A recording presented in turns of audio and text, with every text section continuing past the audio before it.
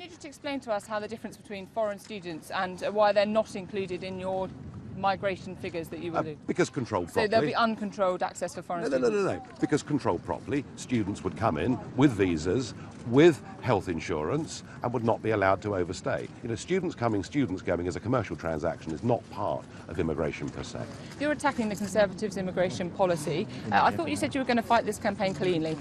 No personal attacks. You know, I mean, I noticed in one Just of the attacks on other parties. I noticed in one of the newspapers at the weekend some rather personal comments about me from the Prime Minister. I will not be returning the compliment. But what I am saying is there is a totally dishonest debate going on around immigration, which is, according to all the opinion polls, the most important issue in the minds of voters, and the other three parties are not telling the truth. Because the truth is, you cannot have an immigration policy if you're a member of the European Union and you have an open door to 10 former communist countries and the struggling Eurozone ones in the Mediterranean. So if immigration is so important, why isn't it on your pledge card? Well, you cannot even discuss immigration until first you get back control of your borders. And we're talking about far more than immigration. We're actually talking longer term about a positive policy based on having the Australian-style point system. What's really interesting is nearly 80% of the British people want an Australian-style point system, control of our borders, and a level of immigration where the issue becomes a positive, not a negative. You said you were saving your best lines for the campaign proper. We're in the campaign proper, but you've announced no new policy today. You've just merely attacked somebody else's.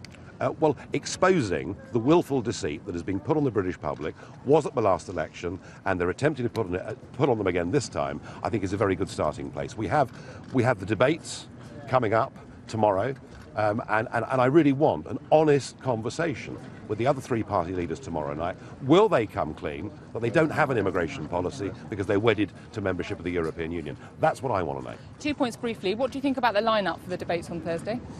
What the positioning? I'm disappointed that Mr Cameron is so far away from me, but we'll make the best of it. You're disappointed he's so far right? Well, is he far right or far left? I'm not sure. What size of podium will you choose? I hear you're going to get offered a choice. Am I? You have the advantage of me. Just lastly, on GDP, we've seen the figures out today, improved growth. The Tories have done well on that, haven't they?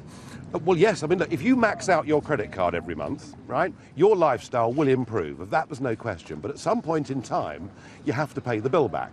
We have growth in the economy, but we've done it through massive year-on-year budget deficit financing. And the real elephant in the room economically in this election campaign that no one's really talking about is in 5 years of this coalition government, they have doubled the size of our national debt. It's not surprising there's some growth.